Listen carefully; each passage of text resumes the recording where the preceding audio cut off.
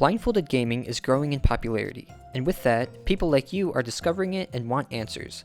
Blindfolded gaming is not like casual gaming. It's a unique activity. Most games are not meant to be played blindfolded, so it's like solving a puzzle that wasn't meant to be solved. In fact, playing blindfolded is the reward. Most of the activity is preparing so that you can play blindfolded. So how do you prepare? People often think it requires playing a game for hundreds of hours so that you can memorize the game and play it with muscle memory.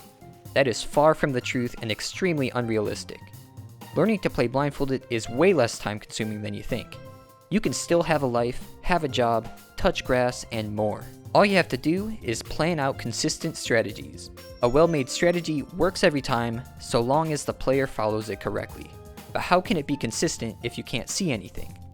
Well, let's talk about blindfolded techniques. Think of them as a toolbox for puzzle solving and crafting strategies. These are the most common blindfolded techniques, but there are many more that I won't cover. Memorization is a required part of playing blindfolded. You have to memorize your strategies in order to do them.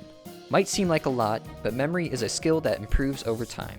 Sometimes memorization is part of the strategy, such as knowing patterns and level layouts. Audio cues are used in many ways. You listen for a specific sound, and that sound gives you information. You have to know what you're listening for and what it means though. I like to think of normalization as reproducibility. A normalized position can be reproduced with certainty. These are great checkpoints or references to find when you get lost. Normalized movements are actions that move you a set distance every time. This allows for navigation with certainty that you will always end up at the same spot.